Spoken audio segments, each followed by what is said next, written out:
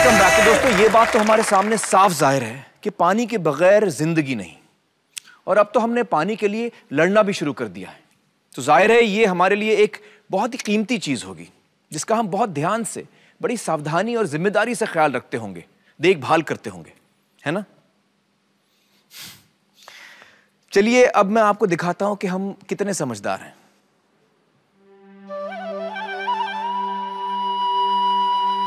भारत उन चंद भाग्यशाली देशों में से एक है जहां दुनिया की सबसे पुरानी मानव सभ्यताओं का विकास हुआ, और इसकी वजह है भारत की भूमि पर बिछा नदियों का जाल। गंगा, यमुना, कृष्णा, कावेरी जैसी नदियां हिंदुस्तान के लिए कुदरत की अनमोल सौगात हैं। लेकिन जब हमारी टीम ने देश की प्रमुख नदियों को करीब से देखा तो एक खौफनाक दृश्य नजर आया। सुजलाम सुफलाम कहे जाने वाले देश की ये नदियां आज गंदगी का कूड़ेदान बन गई हैं। कई दशकों से कारखानों से निकलने वाले केमिकल, तेल और अन्य जहरीले पदार्थ भारी मात्रा में नदियों में बहा दिए जाते हैं, जिस वजह से इन नदियों का पानी अमृत की बजाय जहर में तब्दील हो गया है। भारत के सीवर सिस्टम का तो लक्ष्य ही नदियां हैं। सीवर लाइन नाले में और नाले नदियों में जा गिरते हैं। एक तरफ लोग नदी के किनारे कपड़े धोते हैं, कर्मकांड के लिए हजारों चीजें फेंकते हैं, वहीं दूसरी ओर हजारों तरह की दवाइयां, इंजेक्शन, एक्सपायर्ड मेडिकल सामान सभी को एक ही कूड़ेदान की भेंट चढ़ाया जाता है, और उस कूड़ेदान का नाम है नदी। दोस्तों यहां हिंदुस्तान में हम अपनी नदियों को बहुत पवित्र, बहुत पावन मानते हैं। लगभग सभी नदियों के साथ हमारा एक धार्मिक संबंध है, हमारी संस्कृति के साथ उनका एक जुड़ाव है। बावजूद इसके हम अपनी नदियों का ये हाल कर रहे हैं। कमाल की बात है, इतने कैसे लापरवाह हो गए हम। दोस्तों इस वक्त हमारे साथ मौजूद है श्री मनोज मिश्रा जी, जो यमुना जीए अभियान के कन्वीनर हैं, संयोजक हैं। मनोज जी, मुझे बताइए कि इस स्थिति में कैसे पहुंचे हम? देखिए, ऐसा है कि हमने नदियों को एक मैला ढोने वाली नाली के रूप में इस्तेमाल करना शुरू कर दिया जी। चाहे वो लिक्विड के फॉर्म में हो, चाहे वो सॉलिड के फॉर्म में हो, और हम ये नहीं समझ रहे कि हम कर क्या रहे हैं जी जी। क्योंकि जिस डाल पे हम बैठे हैं उसी को हम काट रहे हैं।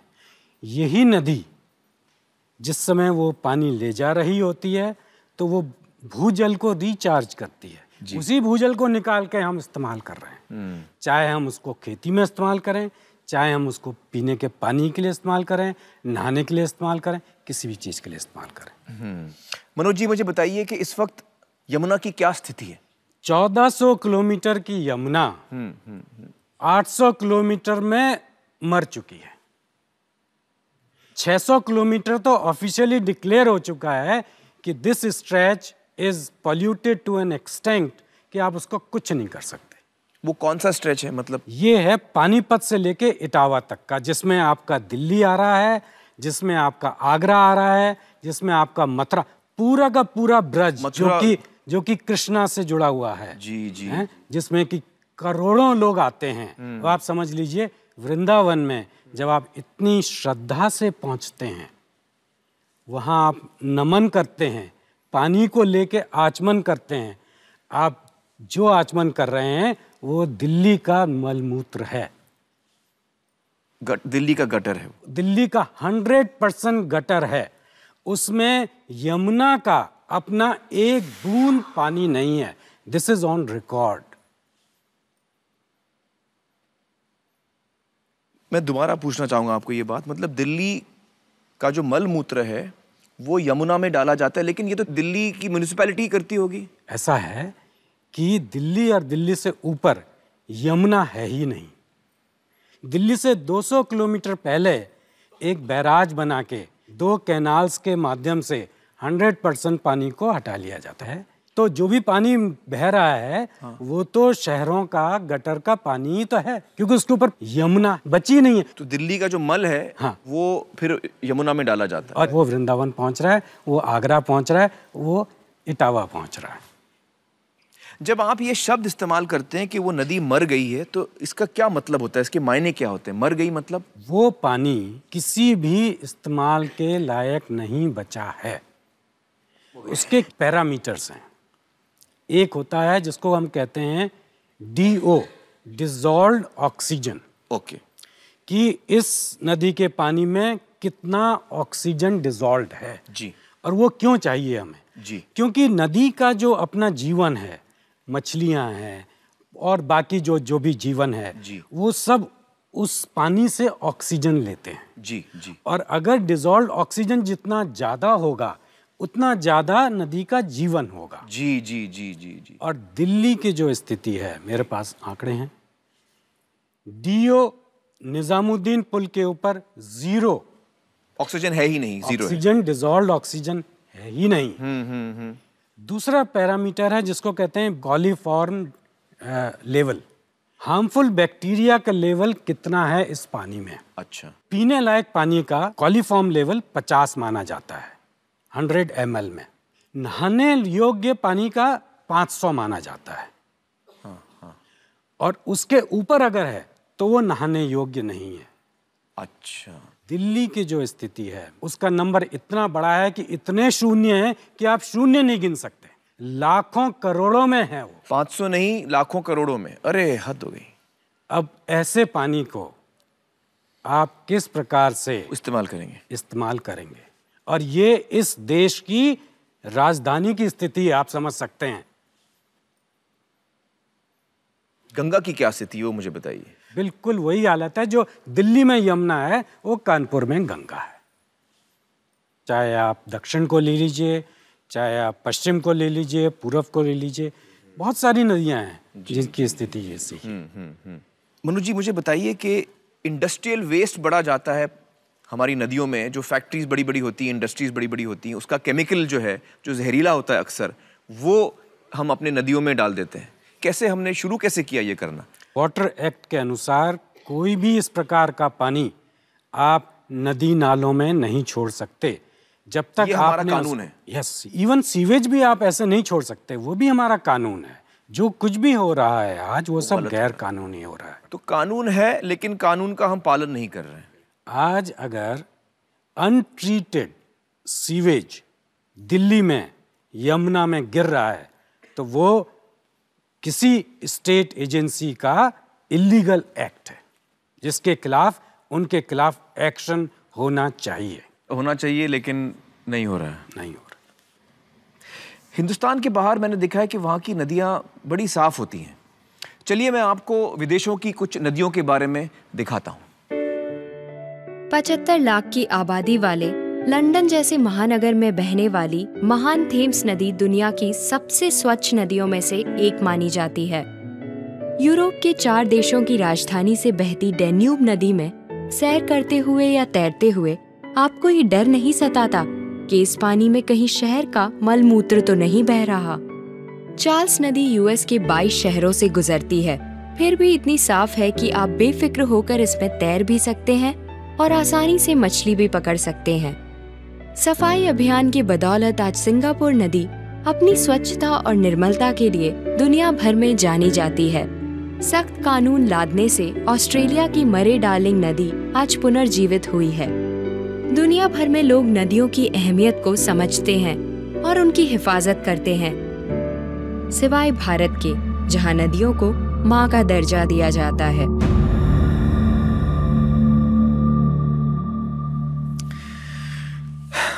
मुझे बताइए मनोज जी, इसका सल्यूशन क्या है, इसका उपाय क्या है? आप जब तक पानी को इस प्रकार से रिस्पेक्ट नहीं करेंगे कि कल ये खत्म होने वाला है, इस वक्त हमको अंदाजा नहीं हो रहा है कि कल खत्म होने वाला है और तब बिल्कुल नहीं बचेगा। इसीलिए आज से हमें पानी की जो रिस्पेक्ट है वो देने की आवश्यकता है। तो ये जो चक्र है इसका समाधान कोई मुश्किल नहीं है, पर एफर्ट नहीं है। जब तक वो जज्बा पूरी तरह से हम में पैदा नहीं होगा तब तक इसका हल नहीं निकलेगा। आपने बिल्कुल सही कहा। बहुत बहुत शुक्रिया हमारे साथ बातचीत करने का।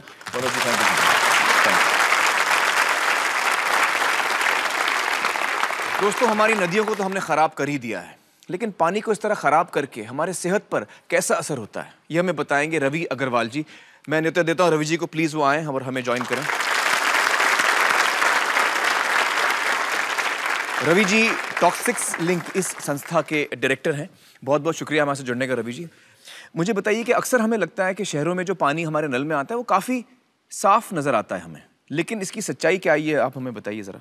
हमारा ये मानना है कि हमने जो फैक्ट्रियों को शहर से बाहर भेज दिया, यानी कि हमने शहर साफ़ कर दिया और प्रॉब्लम ख़त्म हो गई।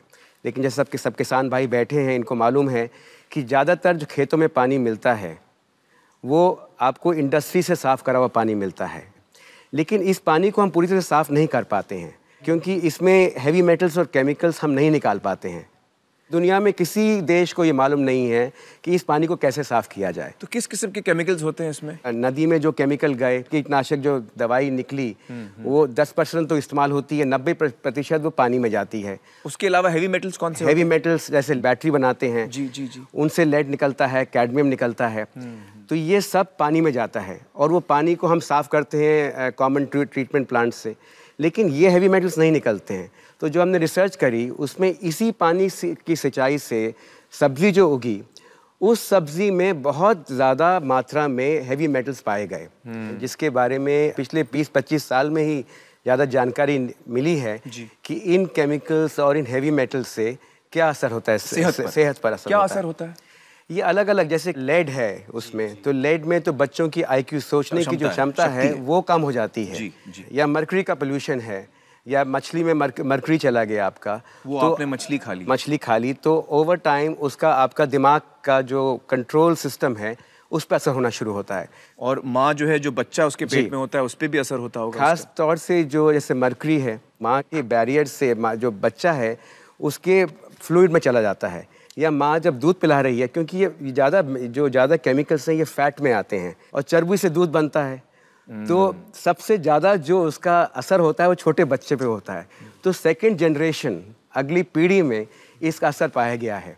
तो ना सिर्फ हम अपनी नदियों को ख़राब कर रहे हैं, अपने पानी को ख़राब कर रहे हैं, लेकिन उसकी वजह से हम अपनी सेहत भी ख़राब कर रहे हैं। दिल्ली और बनारस में एक स्टडी करी थी, उसमें पता ये पाया गया कि 70% जो पालक पैदा होता है उसमें लेड की मात्रा इतनी है कि वो हमारे नियम के बाहर है, तो उसको अब खाएंगे तो असर होगा। तो ये केमिकल वेस्ट जो फैक्ट्रीज में से निकल कर आता है वो हमारी नदियों में जाता है जी। वो नदियों का पानी फिर हम अपनी खेती में इस्तेमाल करते हैं जी, और ये फिर हमारे खाने में आ जाती है। Ravi ji, central pollution control board के सामने ये बात आई, उनको पता चला है कि बहुत सारी इंडस्ट्रीज जो हैं वो ग्राउंड वाटर को पोल्यूट कर रही हैं जी। तो ये किस तरह पोल्यूट करते हैं और क्या इसका माजरा है? जो आप केमिकल आपकी फैक्ट्री से निकला या आपने जो केमिकल इस्तेमाल नहीं किया, उसको एक ठीक तरीके से डिस्पोज करने का तरीका बताया गया है नियम में, लेकिन उसमें पैसे लगते हैं। उस खर्चे को बचाने के लिए उसको गड्ढा करके कुएं में डाल देते हैं, गहरे कुएं में, डीप वेल इंजेक्शन जिसको कहते हैं। तो वो तो हमेशा के लिए आपका चला गया, आपका पूरा जो उसमें ग्राउंड वाटर है वो तो हमेशा करोड़ों साल से है वहाँ पर, उसको हम खराब कर रहे हैं। उसको हम खराब कर रहे हैं। करोड़ों साल से साफ पानी है धरती के नीचे, उसको हम बर्बाद कर रहे हैं। और ग्राउंड वाटर है जो एक जगह नहीं रहता, वो पूरे तालाब है ग्राउंड वाटर के। जैसे दिल्ली में ग्राउंड वाटर आप 40-50 किलोमीटर तक एक ही ग्राउंड वाटर का तालाब है, तो आपने अगर एक जगह गंदा कर दिया तो 40 किलोमीटर दूर से भी अगर पानी निकालेंगे पीने के लिए तो उसमें वो जहर घुला होगा वो वाला। ये तो बहुत ही खतरनाक, बहुत खतरनाक है और बिल्कुल गैर कानूनी, एक क्रिमिनल है मैं कहता हूँ। इसमें तो कोई बख्शना नहीं चाहिए जो ऐसे इंसान को करे। पानी में ही सब कुछ पनपता है, तो पानी खराब कर दिया तो आपने पानी पिया तो प्रॉब्लम, आपने खाया तो पानी में खाने खाया उसमें प्रॉब्लम, तो आप कहाँ बच के जाएंगे? तो ये तो आपने बिल्कुल अपने पाँव पे कुल्हाड़ी से ज़्यादा अपने जो वजूद है उस पर आपने कुल्हाड़ी मार दी। बिल्कुल सही कहा आपने। रवि जी, बहुत बहुत शुक्रिया हमसे बातचीत करने का। Thank you so much. Thank you. दोस्तों, जाहिर है कि हम अपने पाँव पे खुद कुल्हाड़ी मार रहे हैं, लेकिन अब हमें इससे बाहर निकलना होगा और कुछ लोग हैं जो हमें रास्ता दिखा रहे हैं। ब्रेक से लौटेंगे और देखेंगे। वेलकम बैक दोस्तों। अक्सर आगे बढ़ने की रफ्तार में हम बहुत सारी नादानियां कर जाते हैं और ऐसे वक्त पे ज़रूरत यह है कि हम थम जाएं और पीछे मुड़कर देखें। हमारे पुरखों ने जो ज्ञान, जो इल्म हमारे लिए छोड़ रखा है, अगर हम उसमें ढूंढने, टटोलें तो हमें अपने मुश्किलों के जवाब मिल जाएंगे। नरसिंह नायक के बौंदापाड़ा गांव में हर साल सूखा पड़ता था। भूख और बेकारी के मारे गांव वालों को मजबूरन अपने घर बार छोड़ महीनों दर बदर भटकना पड़ता था। लेकिन एक वक्त पानी की बूंद बूंद के लिए बिलखते इस गांव में आज फसलें लहरा रही हैं। वर्तमान ताकू हमें चेक करिया भाई। अब हमने पानी की धारा को जगह जगह रोक रखा है। पर्वतों से खेतों तक हमने छोटे छोटे बांध बनाए हैं, जिससे पानी की रफ्तार कम हुई है, भूजल का स्तर भी बढ़ा है। एक समय ऐसा था जब नागदरवाड़ी गांव के बच्चों से लेकर बूढ़े सभी पानी के लिए मारे मारे फिरते थे। इस मुसीबत से छुटकारा पाने के लिए पूरा गांव इकट्ठा हुआ। सरपंच हनुमंत केंद्रे की अगुवाई में पूरे गांव ने अपने श्रमदान से पहाड़ों के बीच एक बड़े जलाशय का निर्माण किया। मेरे गांव में दरअसल पीने का पानी भी नहीं था। हमने बारिश के पानी को रोकना शुरू किया और आप देख सकते हैं आज हमारे पास कितना पानी है। इस पानी पे 4 ग्राम पंचायतें जिंदा रह सकती हैं। किसी जमाने में महाराष्ट्र के हिवरे बाजार में हालात इतने बदतर थे कि पानी की किल्लत से परेशान किसान खेती छोड़ने को मजबूर हो गए थे। भूजल को बचाने के लिए सरपंच पोपटराव पवार के नेतृत्व में गांव में व्यक्तिगत ट्यूबवेल के इस्तेमाल पर प्रतिबंध लगाया गया।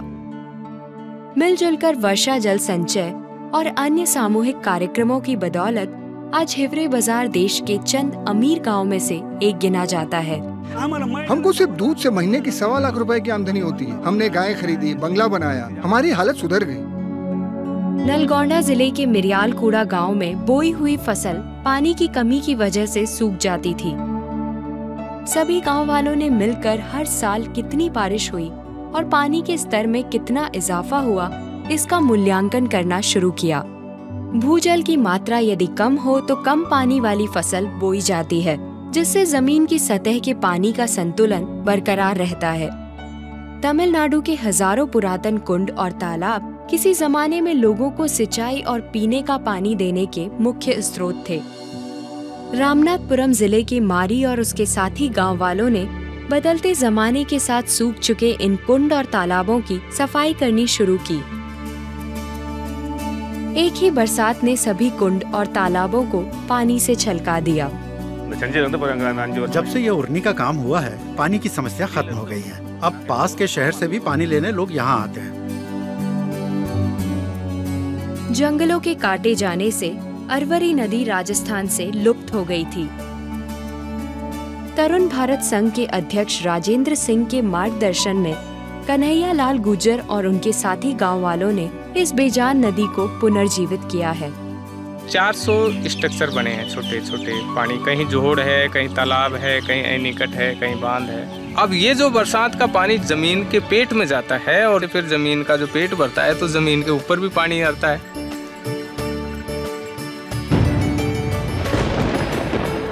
देश भर में आसमान के बादल दिल खोलकर बरसते हैं। सबसे बंजर इलाकों को भी ये बारिश भिगो कर जाती है। बस जरूरत है सूझबूझ से बारिश के पानी का संचय करने की।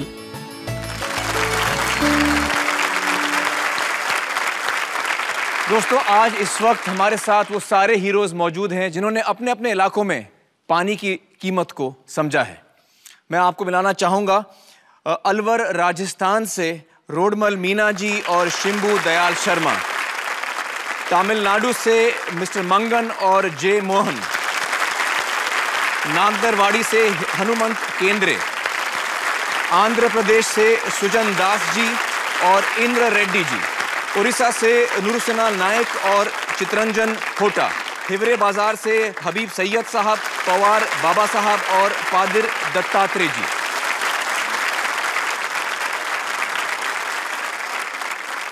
दोस्तों, आपको याद होगा कि हमने प्रोग्राम की शुरुआत में आपको एक गांव दिखाया था, उस्मान नगर, और वहां पे हमने दिखाया था किस तरह टैंकर से पानी आते हैं। वहां पे एक बच्चे का देहांत भी हो गया था, उसकी मौत हो गई थी।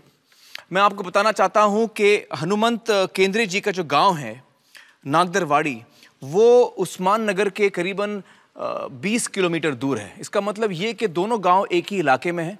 जितनी बारिश एक गांव में होती है उतनी ही दूसरी में होती है। लेकिन एक गांव में हम देखते हैं कि टैंकर आते हैं आज भी हर रोज़, और हनुमंत जी के गांव में इतना पानी है कि वो साल भर उसको आराम से चलाते हैं। हनुमान जी मुझे बताइए कि अगर आप अपने गांव में कर सकते हैं ऐसा, तो हर गांव में ऐसा हो सकता है जो आपने किया? जरूर हो सकता है। और उस्मान नगर के लोग जो हैं जिनको ज़रूरत है मदद की, आप उनको मदद करेंगे? जरूर करेंगे। तो मैं उस्मान नगर के लोगों से कहूँगा कि आप प्लीज़ आप आएँ, हनुमान जी से मिलें और उनसे आप गाइडेंस लें, सीखें कि उन्होंने कैसे किया। जो उन्होंने किया है आप अपने गाँव में भी दोहरा सकते हैं और आपके गाँव में भी खुशहाली आ सकती है। Hanuman ji, thank you so much. तो हमने देखा अनुपम जी, ये 6 के 6 जो जगहें हैं देश भर की, 6 के अलग अलग जगहों पे हमने देखा किस तरह इन लोगों ने पानी की इज्जत की, पानी को समझा, और दूसरा इन्होंने जो काम किया वो कम्युनिटी का काम किया कि पूरी कम्युनिटी जो है, गांव के हर आदमी, हर लोग एक साथ आए। इन दोनों चीज़ों की वजह से इन्होंने सफलता पाई। वेलकम बैक दोस्तों। गांव के लिए, रूरल इंडिया के लिए तो हमने कई सुझाव देख लिए जिससे हम पानी का लेवल, पानी का स्तर ऊपर ला सकते हैं जमीन में, भूमि में। पर शहरों में क्या करें? इस देश में बहुत सारे छोटे और बड़े शहर हैं जिनमें करोड़ों लोग रहते हैं और जिनकी यही तकलीफ है, पानी।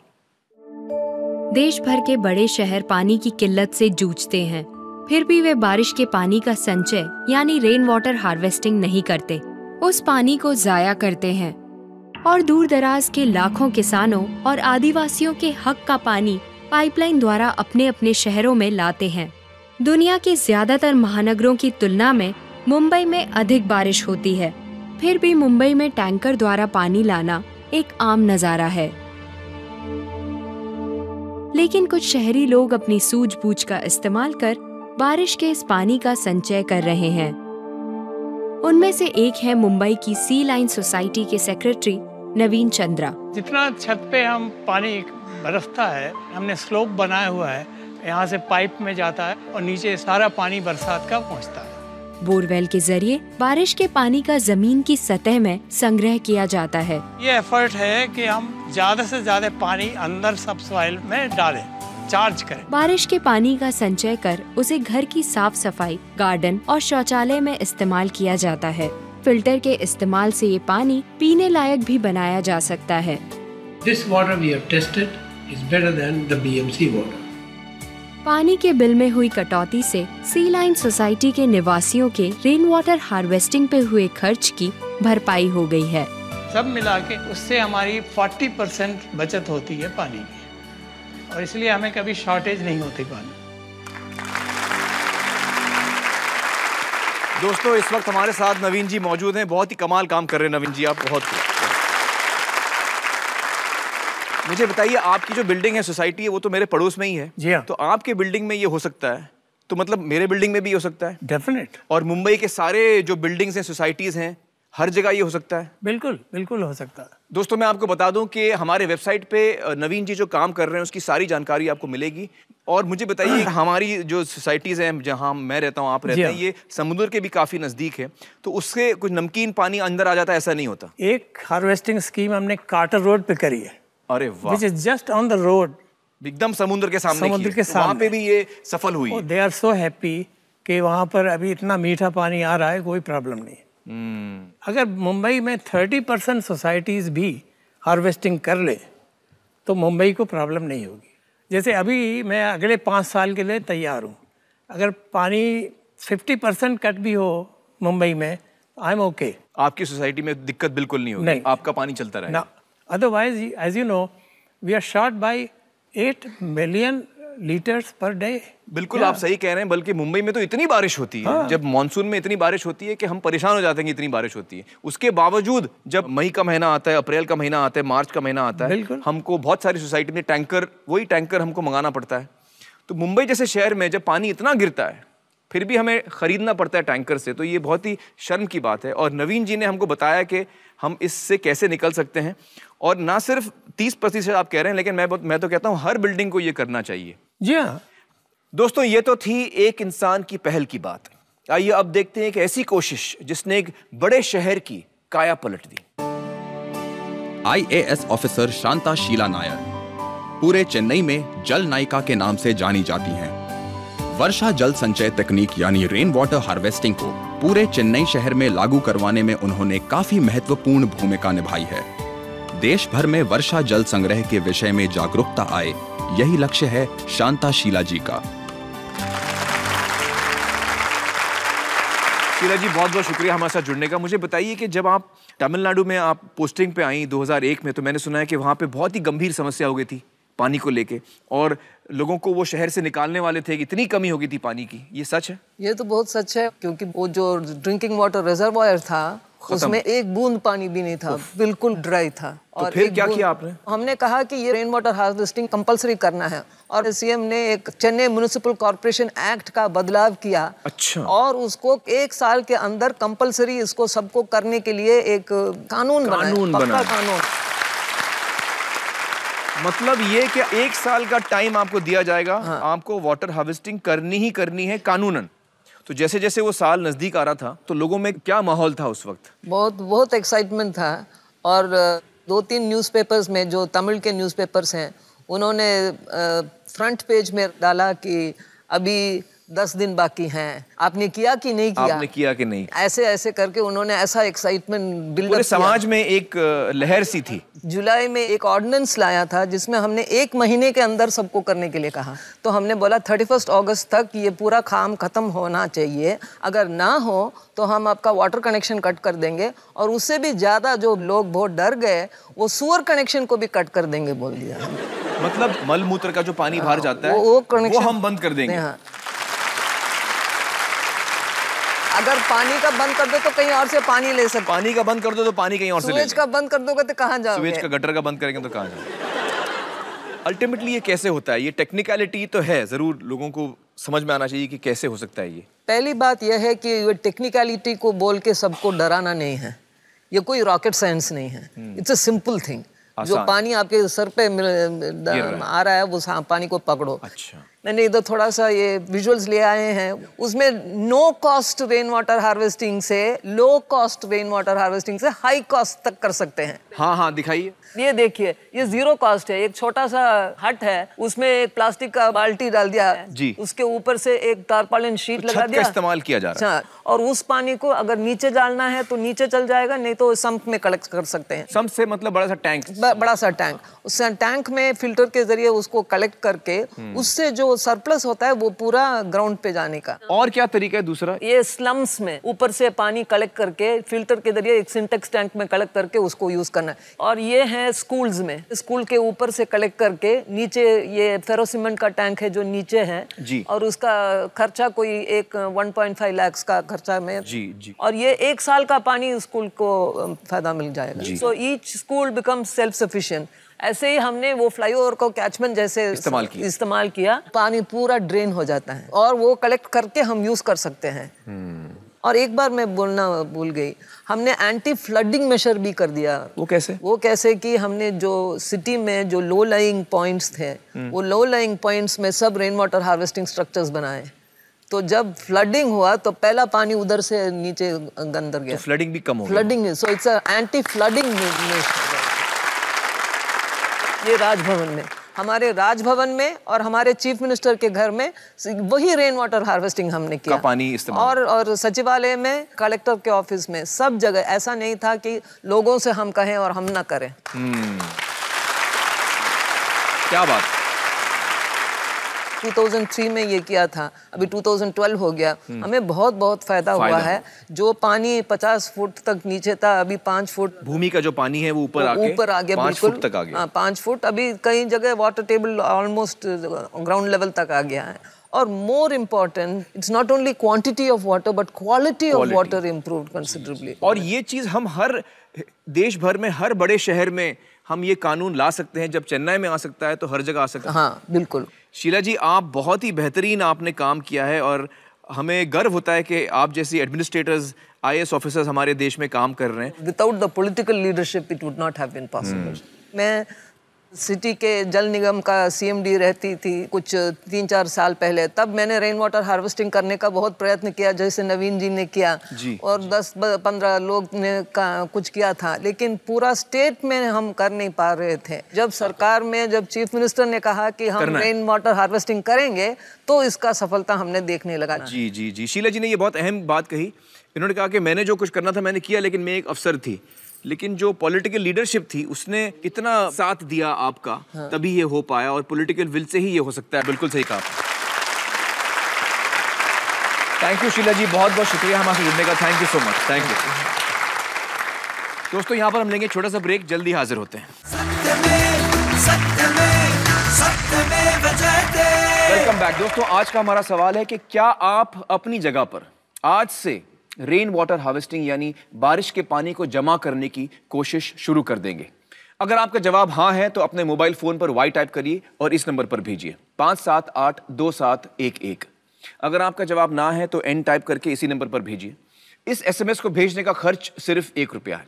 आपके एसएमएस के जरिए जितना भी पैसा इकट्ठा होगा, गवर्नमेंट टैक्सेस काटने के बाद, वो सारा का सारा पैसा इस संस्था को दिया जाएगा, संभाव ट्रस्ट। संभाव ट्रस्ट एक ऐसी संस्था है जो पानी के बचाव के क्षेत्र में काम कर रहे लोगों की मदद करती है। आप एक से ज्यादा एसएमएस भी भेज सकते हैं। अगर आप इस संस्था को और भी सहयोग देना चाहते हैं तो स्क्रीन पर दिए गए नाम से चेक बनाकर आप अपने नजदीकी एक्सिस बैंक शाखा पर जमा करवा सकते हैं। आप चाहें तो उनकी वेबसाइट पर ऑनलाइन ट्रांसफर भी कर सकते हैं। इस देश की जनता से जितनी भी रकम इकट्ठा होगी, चाहे वो एसएमएस के जरिए हो या ऑनलाइन ट्रांसफर के जरिए या चेक्स के जरिए, उसकी मैचिंग रकम यानी उतनी ही रकम रिलायंस फाउंडेशन इसी संस्था को देगी। रिलायंस फाउंडेशन सत्यमेव जयते की फिलैंथ्रोपी पार्टनर यानी जन कल्याण सहयोगी है। हमारी वेबसाइट www.satyamevjayate.in पर आइए और आज के प्रोग्राम के बारे में आपके क्या विचार हैं हमें बताइए। आपकी बातें सुनने का मुझे इंतजार रहेगा। दोस्तों, हम सब जानते हैं कि पानी के बगैर जीवन मुमकिन नहीं है, फिर भी हम उसे जाया करते हैं, उसकी कदर नहीं करते। नदियों में हम जहर घोल रहे हैं। ये क्या नादानी है। दोस्तों, कुछ साइंटिस्ट ने एक एक्सपेरिमेंट किया था। एक पतीला लिया और उसमें पानी उबाला, फिर खौलते हुए पानी में उन्होंने एक मेंढक डाल दिया। मेंढक फौरन पानी से कूद के बाहर आ गया। उसने अपने आप को बचा लिया। वो समझ गया कि खौलते हुए पानी में वो मर जाएगा। फिर उन साइंटिस्ट ने उसी मेंढक को एक ठंडे पानी के पतीले में डाला। मेंढक आराम से उसमें बैठ गया। फिर उन्होंने पतीले के नीचे धीमी धीमी आग जलाई और पानी धीरे धीरे गर्म होने लगा। मेंढक को भी बड़ा मजा आ रहा था। थोड़ा थोड़ा गर्म हो रहा है पानी, उसको मजा आ रहा है। चूंकि पानी धीरे धीरे गर्म हो रहा था, मेंढक को बढ़ती हुई गर्मी का, बढ़ते हुए खतरे का एहसास नहीं हुआ। और जब पानी उबलने लगा, खौलने लगा, तब तक बहुत देर हो गई थी। बेचारा मेंढक पानी में ही शहीद हो गया। दोस्तों, इस धरती पर पानी की स्थिति को लेकर हम उस मेंढक की तरह हैं। चूंकि आज पानी है, कम होता ही सही लेकिन है, इसलिए हमें बढ़ते हुए खतरे का एहसास नहीं हो रहा है। ऐसा ना हो कि हमारे लिए भी बहुत देर हो जाए। पानी की तरफ ना सिर्फ सरकार की बल्कि हम सब की, हर एक इंसान की जिम्मेदारी है। पानी की बूंद बूंद मिलाकर ही जिंदगी तैयार होती है, खुशहाल होती है। चलिए कसम खाएं कि पानी की हर एक बूंद की हम इज्जत करेंगे, हर बूंद में छिपी जिंदगी की फुहार को समझेंगे। जय हिंद, सत्यमेव जयते।